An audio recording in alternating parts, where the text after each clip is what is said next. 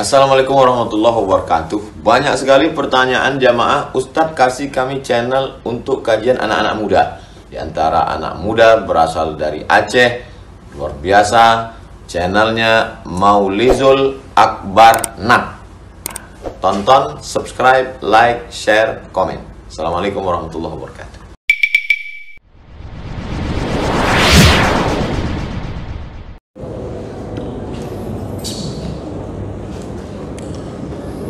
Assalamualaikum warahmatullahi wabarakatuh. Alhamdulillahi rabbil alamin. Hamdan katsiran tayyiban mubarakan fihi. Asyhadu an la ilaha illallah wahdahu la syarika lah. Wa asyhadu anna Muhammadan 'abduhu wa rasuluhul karim. Allahumma shalli wa sallim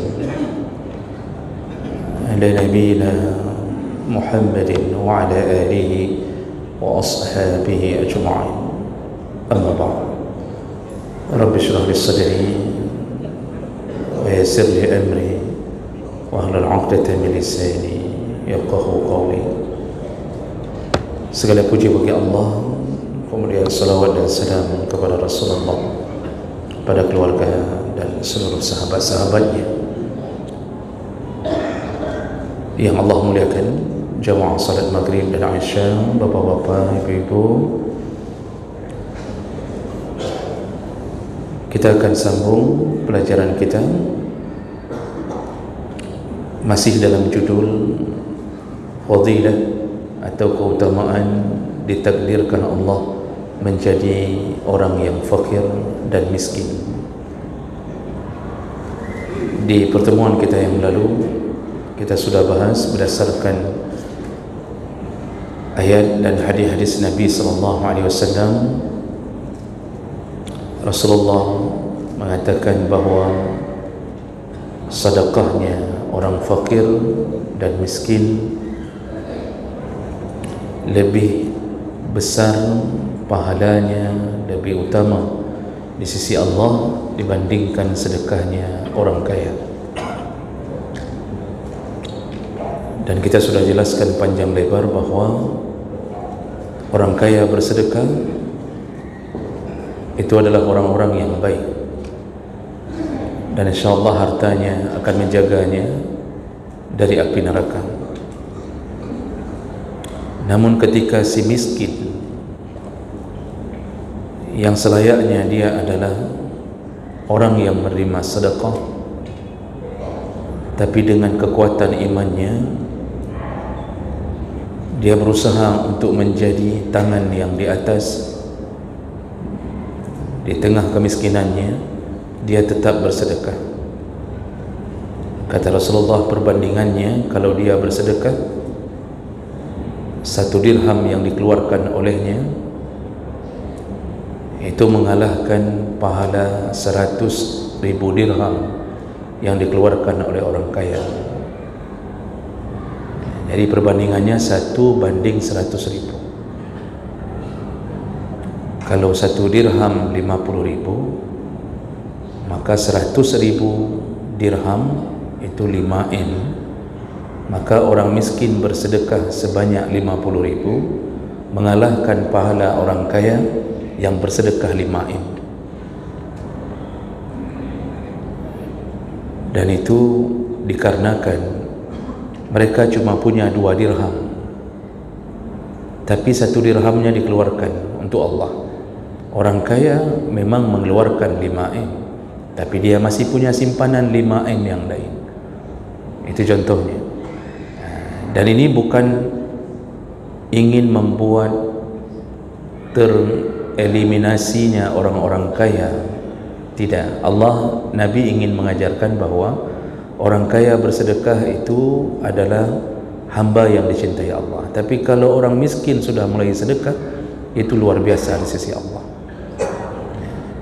Jadi jemaah melakukan Allah, itu di antara keutamaan yang Allah beri kepada orang miskin kalau dia bersedekah.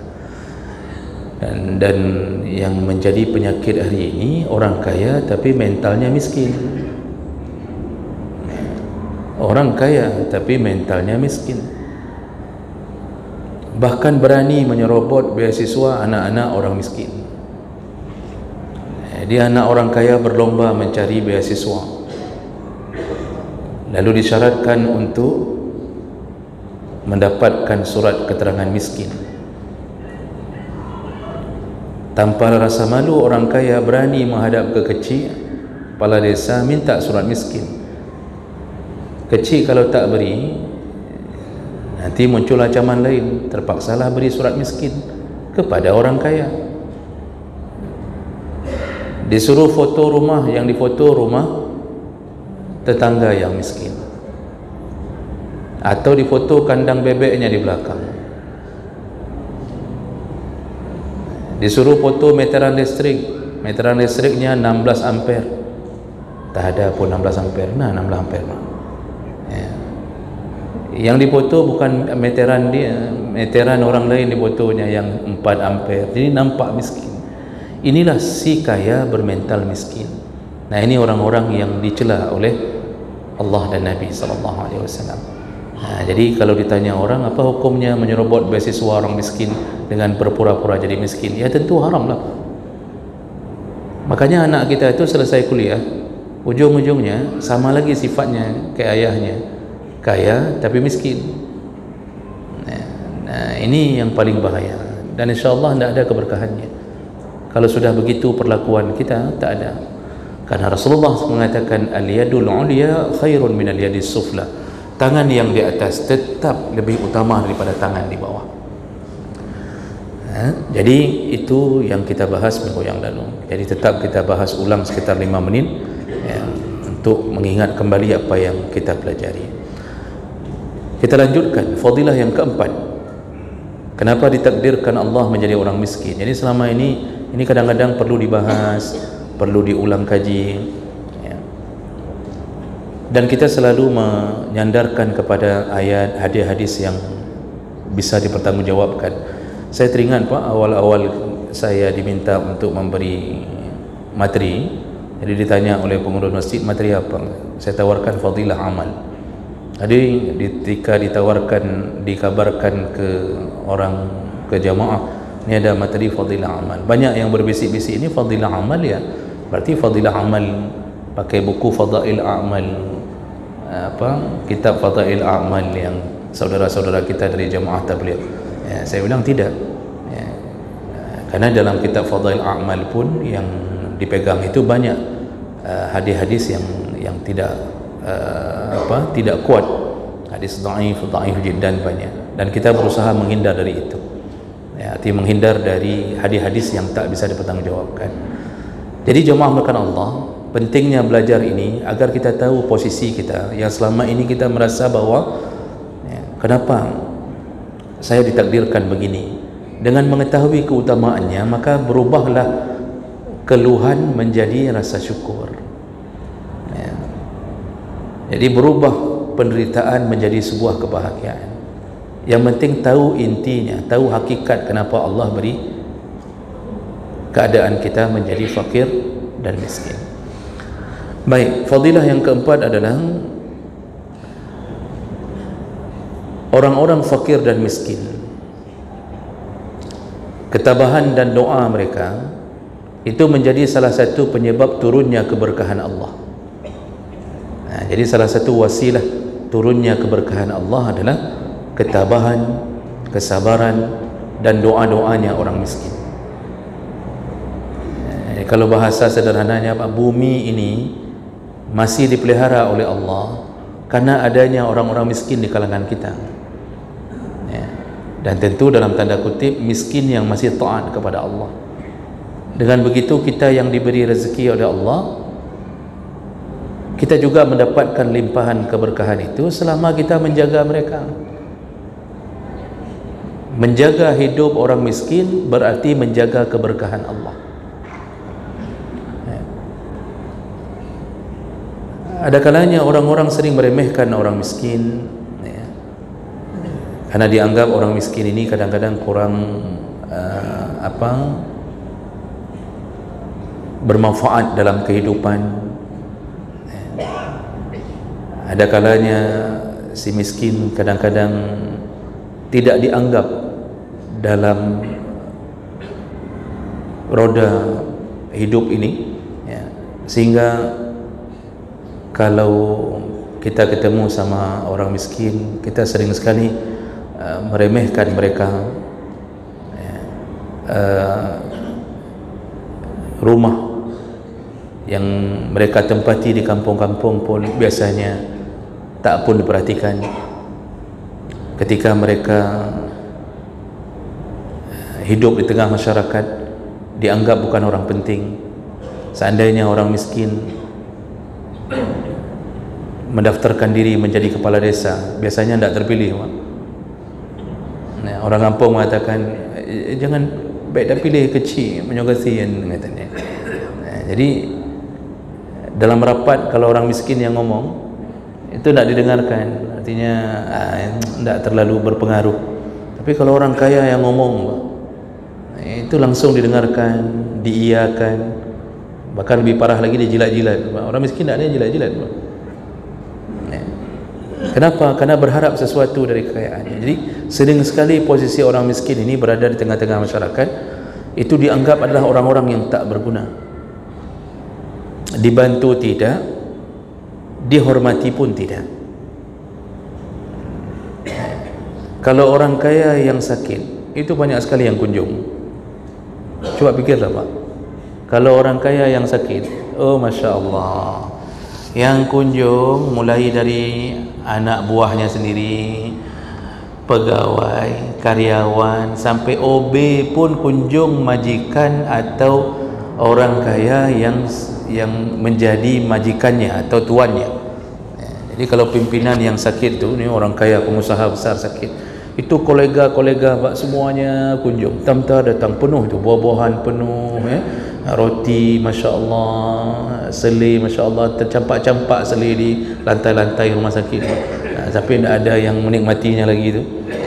Sampai buah-buah itu semuanya membusuk sendiri kerana banyak sekali yang bawa. Kalau orang kaya yang sakit, itu parcel lagi, ya, amplop jangan tanya. Kalau orang kaya, kalau orang kaya yang sedang ditimpa musibah, banyak yang tolong, banyak yang memperhatikan.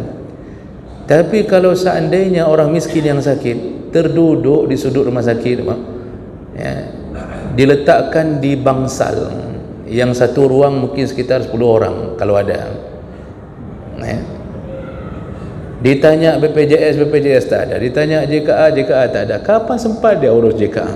Sedangkan hari-harinya hidup dalam kemiskinan. Dia harus mengais-ngais di antara tanah dan sampah. Tak ada yang memperhatikan, tak ada yang datang, tetangga pun tak datang, yang datang pun tak bawa amplop, cuma bawa senyuman saja. Ada yang bawa selai, tak ada rotinya, Pak. Ada yang bawa roti, tak ada selainya. Buah-buahan tak ada. Ada yang bawa jeruk masam. Masya Allah, sedihnya hidup mereka. Pergi tak diantar, pergi tak dijemput, pulang tak diantar, dengan becak sendiri, udah kayak jelangkung, becak sendiri, ya Allah kero kejak kero, tiba-tiba udah muncul lagi di rumah, udah pilih-pilih sampah lagi, tak ada yang datang. Begitulah kehidupan si miskin, benar-benar tak ada yang perhatikan. Kalau dia buat walimah, kalau orang kaya buat walimah, Masya Allah, luar biasa, ya, datangnya luar biasa, penuh. Kalau si miskin yang punya acara, tidak ada yang datang, ya, dan tidak ada yang tolong. Nah, begitulah fenomena hidup kita bersama si miskin. Makanya yang kita tak tahu mungkin selama ini, bahawa keberadaan mereka menjadi salah satu penyebab turunnya keberkahan Allah. Jadi bukan keberadaan tubuh mereka sebenarnya, tapi ketabahan mereka, kesabaran mereka menghadapi musibah yang bernama kemiskinan. Itu membuat Allah terus-terusan memberikan dan menurunkan keberkahannya. Ada beberapa hadis yang menyangkut masalah ini. Di antaranya dari Mus'ab bin Sa'ad, yaitu anaknya Sa'ad bin Abi Waqqas. Qal, dari Mus'ab berkata, ra'a Sa'dun radhiyallahu anhu anna lahu fadlan ala man dunah. Jadi kata anaknya bahawa Sa'ad bin Abi Waqqas merasa bahawa dirinya mendapatkan banyak kelebihan daripada orang-orang yang lain. Sa'ad ini orang kaya, bahkan beliau punya anak banyak. Jadi salah satu kebanggaan orang Arab dulu itu punya anak banyak, hartanya banyak. Sa'ad ini pernah sakit keras, tidak sempat hijrah bersama Nabi. Ketika Nabi kembali ke Makkah mengunjungi Sa'ad, nah di situ sakit keras, dia kira dia akan meninggal dunia. Lalu Nabi mendatangi sahabatnya ini, dia tidak sempat hijrah karena sakit yang luar biasa. Jadi dia datang, Rasulullah datang, lalu Sa'ad berkata, ya Rasulullah, aku punya harta yang banyak. Nah, di saat itu anaknya cuma satu, anak perempuan. Dalam hadis disebutkan, dia bertanya kepada Rasulullah, ya Rasulullah, aku punya harta yang banyak sedangkan anak aku cuma satu. Apakah aku berikan harta ini semuanya untuk orang-orang? Apa kata Rasulullah? Jangan, tak boleh. Lalu dia mengatakan lagi, kalau begitu kuwasiatkan setengahnya ya Rasulullah. Kata Rasulullah, jangan setengah. Lalu dia tanya lagi, kalau begitu wasulus ya Rasulullah, kalau sepertiga boleh kuwasiatkan untuk orang lain selain daripada anakku? Kata Rasulullah, wasulus. Baik, kalau sepertiga boleh. Wasulus kathir, kata Rasulullah, sepertiga pun sudah banyak. Nah, makanya wasiat itu paling banyak boleh sepertiga, itu pun sudah banyak. Nah, di ujung hadis Nabi menyebutkan, engkau tinggalkan harta pada anakmu sehingga mereka tidak mengemis-ngemis kepada orang lain, itu lebih utama daripada engkau wasiatkan harta kepada orang lain. Makanya harta yang kita tinggalkan untuk anak ketika dibagi warisan itu mengalir pahala kepada pemilik harta. Jadi jangan kira bagi warisan itu tidak ada pahala kepada si mayat. Itu hartanya. Anaknya kan tiba-tiba dapat rezeki nomplok, dapat 200 juta, dapat 300 juta. Yang berusaha siapa? Ayah. Jadi ada orang yang bertanya selama ini, memang warisan itu dapat pahala untuk si mayat? Dapat. Rasulullah mengatakan, engkau tinggalkan anakmu dalam keadaan berkecukupan, itu lebih utama daripada mereka engkau tinggalkan menjadi orang miskin yang mengemis-ngemis. Makanya wasiat tidak boleh lebih sepertiga. Kalau ada orang yang mewasiatkan harta setengah, wajib dilanggar wasiat itu, potong. Yang boleh dilaksanakan hanya sepertiga. Jadi ini hadis termasuk yang menyatakan bahawa Sa'ad itu punya banyak harta. Lalu kemudian takdir Allah, beliau tidak meninggal, sembuh sakitnya, dan beliau kemudian ternyata punya anak yang banyak setelah itu. Makanya Sa'ad pada satu hari, Sa'ad merasa bahawa dia banyak sekali Allah beri nikmat dan dia merasa lebih di antara yang lain. Lalu faqala Nabi, Rasulullah berkata kepadanya, hal tunsarun wa turzaqun illa bidu'afaikum. Jadi kata Rasulullah SAW, bukankah kalian ini, maksudnya dalam tanda kutip, bukankah kalian ini yang kaya-kaya hari ini, yang sehat-sehat, yang diberi nikmat, diberi anak banyak, diberi kerja, sudah PNS. Rasulullah tidak bilang PNS maksudnya, kira-kira begitulah. Yang mau daftar P3K bulan 12 ni, yang sudah banyak sekali kebun sawitnya, macam-macam. Apakah kalian tak tahu, kata Rasulullah, kalian itu selama ini ditolong, tunsarun, ditolong-tolong Allah, wa turzaqun, diberikan keberkahan rezeki oleh Allah. Kenapa? Bidu'afaikum, dengan adanya orang-orang miskin dan lemah di antara kalian. Ini bahasa Nabi yang menyatakan bahawa orang miskin, orang lemah, fakir itu semuanya salah satu yang menjadi wasilah turunnya keberkahan Allah. Lalu dalam hadis dengan lafaz yang berbeda juga dari Mus'ab bin Sa'ad an abihi, dari Sa'ad bin Waqqas sendiri, bin Abi Waqqas sendiri, annahu dhanna anna lahu fadlan ala man dunah min ashabin Nabi.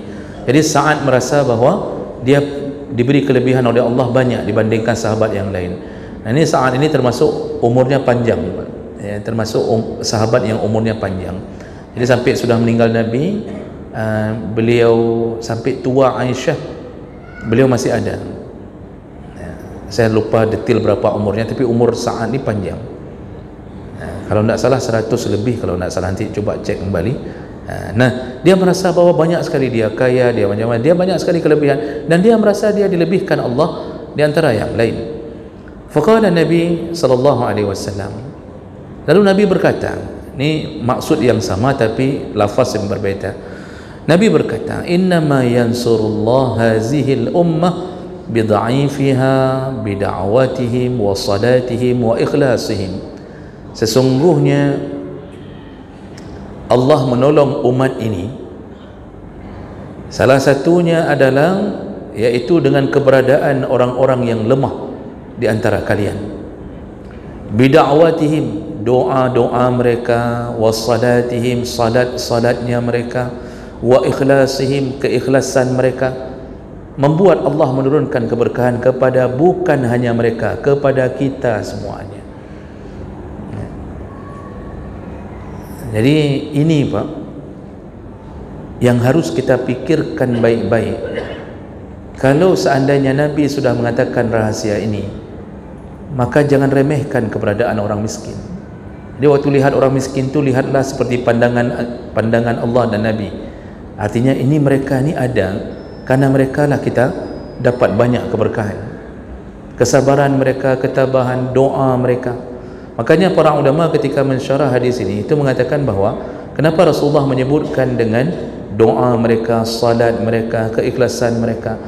Doa mereka itu, kata para ulama ni, di sini nanti ada saya kutip beberapa pernyataan para ulama termasuk Ibnu Hajar, Imam Ibnu Al-Battal menyebutkan bahawa mereka itu ketika berdoa, mereka benar-benar doanya tidak bergantung dengan urusan dunia. Jadi ketika doa mereka lepaskan dari bibir mereka, dalam keadaan mereka tidak ada fasilitas dunia yang mereka nikmati. Ketika mereka meminta kepada Allah, mereka hanya meminta selamat sampai ke akhirat, karena mereka tahu bahawa keadaan mereka mungkin sudah dalam takdir Allah begitu. Doanya orang kaya Pak, banyak selimut-selimutnya, selimut-selimut kekayaannya. Jadi makanya minta doa itu aneh-aneh itu, yang kadang-kadang tidak terfikir oleh orang miskin. Tapi orang miskin berdoa hanya minta selamat iman, sanggup menghadapi keadaan seperti ini, membuat Allah kemudian menurunkan keberkahannya. Salat mereka pun tidak banyak gangguannya. Kita orang kaya Pak, ini kita kaya insyaAllah ni Pak, ini kita ni orang kaya, wajah kita ni wajah-wajah orang kaya. Jadi selalu merasa diri kaya itu lebih bagus daripada merasa diri miskin. Ingat tadi hadis Nabi, tangan di atas tetap lebih baik daripada tangan di bawah. Jadi kalau kata orang-orang yang menjadi teman kita, baik pegasin kasindrom. Jadi berusahalah kita beri, berusahalah kita yang menganggap diri kita kaya. Selalu itu lebih baik dalam mata Allah. Nah, jadi kalau kita orang yang diberi banyak nikmat oleh Allah, gaji ada kan, kemudian fasilitas Masya Allah, rumah kita okey Pak, kamar mandi saja kita pakai keramik Pak, tidak pakai lagi semen kasar biasa, keramik pun harus keramik premium yang kira-kira tidak berlumut, kemudian nanti keramiknya pun sampai satu dinding ke atas keramik semua. Itu sudah kaya itu kita kaya. Tapi karena kekayaan kita ketika kita salat, terfikirkanlah semua urusan dunia itu di dalam pikiran kita. Orang kaya itu banyak sekali dunia yang menggantung di dalam hatinya. Waktu salat itu diganggu syaitan, banyak sekali cabang yang bisa dibahas. Kan kita waktu salat itu Pak, syaitan itu kan datang. Syaitan itu datang, dalam hadis Nabi itu menyebutkan syaitan itu datang membisikkan sesuatu dalam hati kita. Apa katanya? Zakir kaza, ingatlah ini, ingatlah itu. Makanya kita ini teringat yang aneh-aneh cuma karena banyak sekali yang kita punya, sehingga banyak cabang yang kita ingat. Mulai kita ingat tentang keadaan rumah kita, ini apa lagi yang bisa kita buat. Di rakaat kedua lalu kita ingat kebun sawit kita kapan panennya. Kemudian di rakaat ketiga kita ingat besok kita pilih siapa.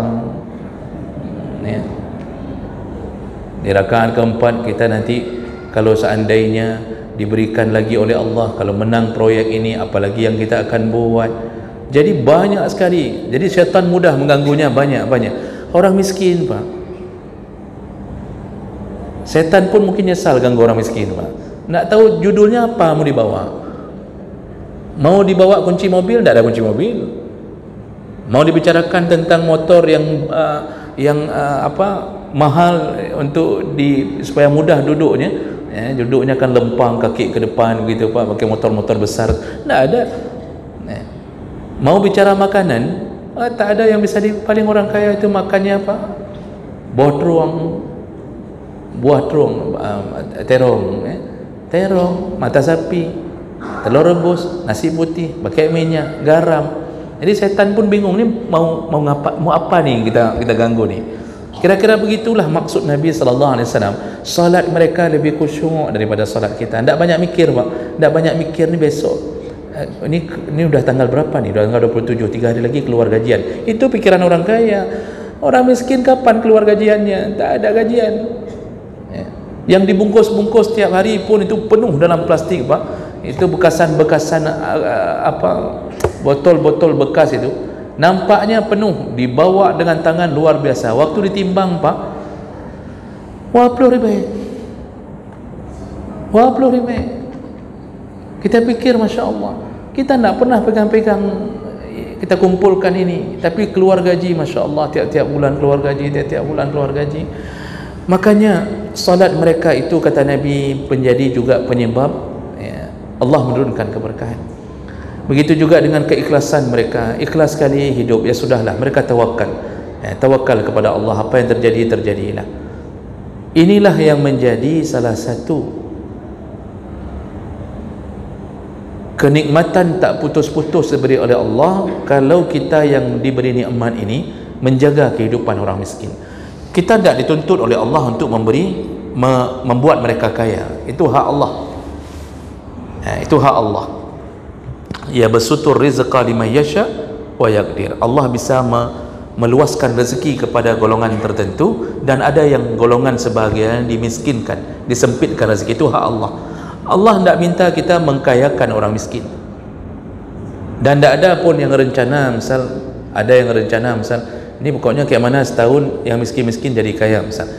Pemimpin yang sudah dipilih pun tidak mikir ke situ. Yang dipikirkan apa? Kayak mana caranya kita bisa sedikit menjadi bahagian dari hidup mereka, meringankan hidup mereka. Itu saja. Maka semakin banyak kita ringankan hidup mereka, semakin besar nikmat Allah yang diberikan kepada kita. Makanya Nabi SAW menyebutkan, wallahu fi aunil abdi ma kana al-abdu fi auni akhi. Allah senantiasa menolong seorang hamba selama hamba itu masih menolong saudaranya. Ketika Nabi SAW ditanya oleh seorang Arab Badui, ditanya kepada Nabi, ya Rasulullah, amalan apa yang paling dicintai Allah? Ayyul a'mal ahabbu ila Allah azza wa jalla, amalan apa yang paling dicintai Allah subhanahu wa ta'ala? Jadi betul-betul pertanyaan yang sederhana tapi serius, dan betul-betul pertanyaan yang membuat mereka tahu tentang bagaimana beramal yang paling baik.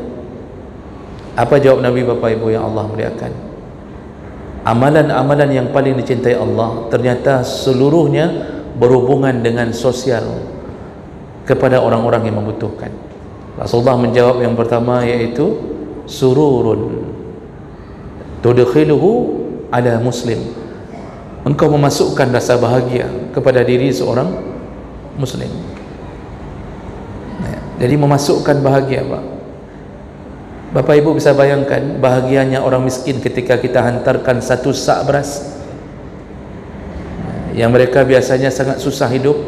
Kita hantarkan satu sak beras. Kalau kita hantarkan kepada orang kaya, maka dia pun mengatakan, ma, masih ada beras di rumah, ma? Masih banyak, Pak, katanya. Ini hidupnya antara papa mama di tengah-tengah kota. Kalau di pinggir kota biasanya mai, katanya. Untuk kena beruh kan? Orang kaya mengatakan, istrinya menyahut, masih ada 2 sak lagi. Orang kaya tak terlalu menghargai pemberian, tapi orang miskin ketika kita berikan satu sak, bisa-bisa dia sujud di hadapan kita, dia temui isterinya pun sujud, mengingat, ya Allah, jarang-jarang ada orang kasih ini. Sekarang apalagi satu sak mencapai 200.000. Berapa sekarang satu sak? Siapa yang jual beras ini? Sekitar 200.000, Pak. Orang miskin, Masya Allah, dapat satu sak, dia membayangkan Alhamdulillah masih bisa hidup untuk mungkin sebulan lagi atau setengah bulan lagi. Bahagianya mereka. Ini yang membuat Allah mencintai kita di saat kita memberikan sesuatu itu, apalagi nanti menjelang Ramadan, Pak. Saya selalu mengulang-ulang, menjelang Ramadan itu H-1 itu, Pak, bagilah sehebat-hebatnya kepada orang-orang miskin agar mereka mampu berbuka puasa. Nak mikir-mikir untuk cari rezeki terlalu hebat dalam Ramadan, itu berbagilah beras, minyak goreng, gula, yang sembako. Sepanjang Ramadan mereka makan punya kita, sepanjang Ramadan mereka masak dengan minyak goreng kita. Itu Masya Allah, semua pahala puasa mereka tanpa mengurangi pahala mereka juga diberikan kepada orang yang memberi mereka makan ketika berbuka. Jadi ini amalan-amalan yang paling dicintai oleh Allah Subhanahu Wa Taala. Kemudian Rasulullah Sallallahu Alaihi Wasallam juga menyebutkan, selain daripada memberi, memasukkan rasa bahagia, engkau juga mengusir rasa lapar, atau tatruda anhu ju'an, engkau usir rasa lapar mereka, lalu engkau memberi makan kepada mereka, engkau lepaskan hutang mereka. Jadi Nabi menyebut itu semuanya ternyata berhubungan dengan sosial. Di minggu yang lalu kita sudah sedikit menyindir, Pak, kadang-kadang kita ini lupa, kita ini banyak beramal, tapi amal kita itu sebenarnya diliputi rasa ego. Kita ini banyak beramal untuk mikir diri sendiri. Artinya salat itu kan untuk kita sendiri. Ketika kita melakukan puasa itu untuk diri kita sendiri, kita selamatkan diri sendiri. Ketika kita berhaji juga untuk diri sendiri, umrah untuk diri sendiri. Padahal kalau kita memikirkan lebih panjang, ada amalan lebih ringkas yang wajib tetap dijaga, tetapi ketika berhadapan dengan yang sunnah, daripada amalan-amalan pribadi yang sunnah, yang paling hebat adalah ketika melakukan amalan yang berhubungan dengan menyelamatkan orang. Kita sudah bacakan hadisnya bahwa Rasulullah berkata, wala an amshi ma'a akhi fi hajatin, aku keluar dari rumahku untuk menyelesaikan hajat seorang mukmin, ahabbu ilayya, lebih kusukai amalan itu, kata Rasulullah, min an a'takifa fi masjidi hadha syahran, lebih kusukai amalan itu daripada i'tikaf di masjidku ini sebulan. I'tikaf sebulan di masjid Nabi kalah dengan amalan menyelamatkan hidup orang. Kan sering kita mengulang-ulang sindiran kepada yang terus-terusan tiap-tiap tahun mikir umrah, tiap-tiap tahun mikir umrah. Pokoknya di mana ada promo di situ ada dia. Walaupun di mana ada dia belum tentu ada promo. Pantang melihat 28 juta lalu di garis merah ditulis di bawahnya menjadi 23 juta. Pantang dia lihat itu, daftar lagi, tahun depan daftar lagi. Jadi but umrah tapi umrah tapi tetapi tetangganya miskin tak pernah dia perhatikan. Sedangkan Nabi mengatakan bukan seorang mukmin, kata Nabi, siapa mereka yang dia tidur dengan kekenyangan tapi tetangganya tak bisa tidur karena kelaparan. Tapi kita merasa rindu ke Kaabah, sedangkan Kaabah merasa rindu ke Masjidil Haram. Kita ingin mengatakan rinduku kepada Allah menyebabkan aku datang ke sini, padahal Allah merindu kepada orang yang menolong hamba-hambanya yang dimiskinkan Allah. Coba jangan umrah sekali, sudah rencana umrah, batalkan umrahnya. Ini ceramah ni agak merugikan travel sikit, Pak. Mohon maaf nih. Udah kumpul uang 35 juta mau berangkat, batalkan sekali. Batalkan. Habis itu ambil yang 35 juta ni, ambil 35 juta ni, kasih ke 2 orang atau 5 orang anak yatim, sekolahkan mereka, berikan mereka uang SPP, kasih mereka jajan selama 6 tahun di pesantrennya. Katakan kepada mereka ni, nak, Wang SPP kamu belajar sampai 3 tahun ke depan sudah kami bayarkan. Ini wang jajan kamu kami titip kepada ustaznya. Pokoknya ambil di sana. Kamu tak ada ayah, tak ada yang biayai. Bayangkan Pak, anak yatim itu menuntut ilmu, jadi saleh, jadi alim. Bukankah Rasulullah mengatakan di antara wakaf yang terhebat adalah mewakafkan ilmu? Kita tak mampu untuk mengajar dia, tapi kita buat dia menjadi orang yang berilmu dengan harapan kitalah yang dapat pahalanya. Ini yang perlu difikirkan. Jadi orang jangan terus-terusan mikir ego sendiri. Itu kan umrah itu kan walaupun ada pahalanya, besar pahalanya, tapi kan lebih ke ego untuk menyenangkan pribadi, Bang. Apalagi kalau ada yang menyeleweng niatnya, mikirnya ya saya ingin kunjung ke Baqi', kunjung ke Gua Hira, kunjung ke Gua Sur. Itu ziarah-ziarah itu perkara baik, tapi kan menyenangkan pribadi, menyenangkan hati pribadi. Sekarang senangkan orang. Dengan senangkan orang, tadi Nabi mengatakan apa? Engkau ditolong dan engkau diberi keberkahan rezeki karena mereka. Maksud karena mereka, jadikan keberadaan mereka menjadi penyebab kita ditolong Allah Subhanahu wa taala. Jadi habis ni Bapak sudah boleh cuba sekali batalkan umrah, tapi satu-satu dulu Pak, jangan rame-rame ya. Nanti tiba-tiba travelnya komplain, ustaz apaan ceramah ni, kok suruh batalkan travel, suruh batalkan umrah semuanya. Ustaz aja, kalau kayak gitu ustaz aja yang umrah, ustaznya yang berangkat, ustaz jemaahnya nak berangkat. Kan? Jadi aneh juga kalau sudah begitu. Jadi jemaah melakukan Allah Subhanahu wa taala. Ya, inilah salah satu keutamaan, kemuliaan ya, orang yang miskin, fakir, yang berada di tengah-tengah kita ternyata menjadi penyebab kasih sayang Allah Subhanahu wa taala. Pada menit itu habis. Baik, jemaah makan Allah, mudah-mudahan ini bermanfaat. Maka dengan begitu semoga Allah memberikan kita semangat untuk memuliakan orang-orang fakir dan miskin. Karena waktu sudah akan menjelang azan, kita cukupkan.